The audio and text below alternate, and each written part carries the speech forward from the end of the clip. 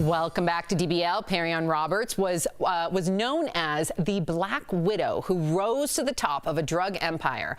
After serving time, she transformed her life and is now helping others. Her story is being featured on American Gangster, Trap Queens on BET. We have a special look in True Crime Chronicles. I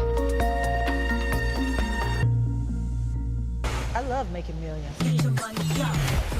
I was making $1 to $2 million a month, and that was just play money right there. Meet real-life trap queen, Perrion Roberts. I was the original queen of the South. She never planned on becoming a drug queen or the Black Widow. Perrion grew up in Huntsville, Alabama with her siblings. She loved her parents, but her childhood consisted of watching them fight in an abusive relationship. She later went to college at Alabama A&M.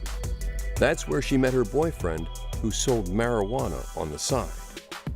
Once he got caught and was sent to prison, Perrion continued his work on the streets. Years later, she expanded into the cocaine game and teamed up with her cousin. She combined their two crews and became the leader. Perrion slowly learned how to run the streets and operate as a female.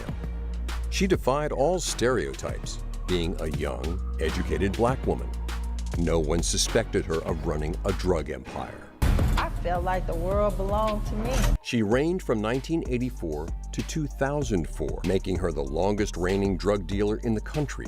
She became even more successful and hidden by studying police officers, their shift changes, and anyone who became suspicious of her. The hiding and hard work eventually caught up. In 2004, she was praying for a way out, but ended up getting busted. Perrion was sentenced to 21 years on drug-related charges, but only served 2 years. No matter what you do in life, you can change.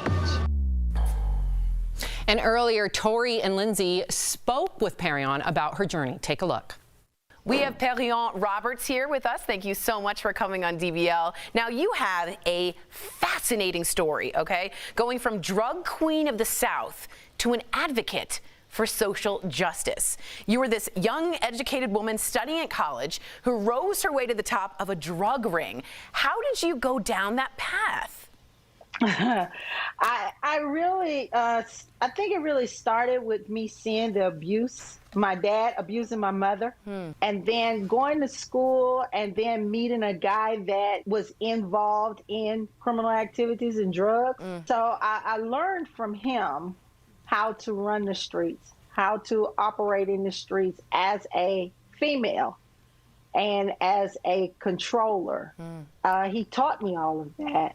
Now, Perrion, I watch a lot of movies, and I think I know what it's like to run a drug ring, but you truly know what it's like. So tell me, like, were you ever scared for your life, and what actually happened? No, I actually was never scared for my life because I didn't ever put myself in a predicament to be afraid.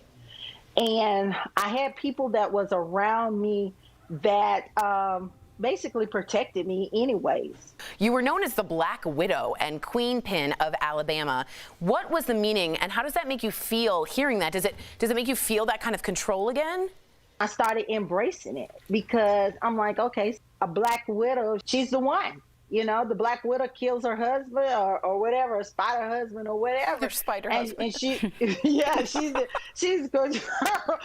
controlling, you know, and she rules, you know. Everyone is afraid of the Black Widow. Do you ever get tempted to go back to the old you?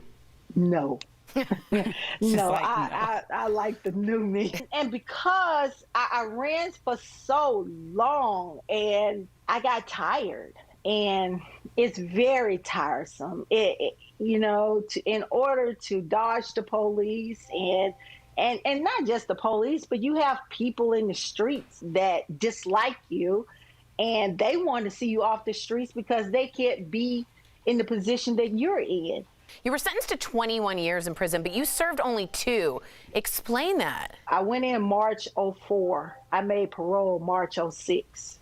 Wow. 2 years to the door. But within that, I also filed lawsuits against the Department of Corrections because of the conditions that was in the prison and how the women was being treated. And you've completely turned your life around. And you talked about helping youth and incarcerated women stay on the right path. So tell me, what is some of the advice that you give to them? You have to know who you are as a person, because a lot of time people are mostly followers when they get trapped up in a lot of stuff. And so you have to start loving yourself and know what you want to do with your life. And do you want to change? You have to want to change. If you don't change yourself or want to change, there's nothing I can do to help you. What have you done in your life now that you think you're most proud of? What I'm most proud of today is I received a full pardon 7 years after I was incarcerated. And that is something that Alabama rarely gives, is a full pardon. Yeah. Also, with helping young people, since I've been home, turning their life around and going back to school, even though they had been in some trouble. I started the lawsuit against Alabama to have ex-felons to be able to vote. Wow. And we won that in 2017. Wow. So I'm very active in the community and helping the homeless. I still do all of that. So I'm proud of those accomplishments. Well said. Well, you can all learn more about Perrion's story in a new episode of BET's American Gangster Trap Queens.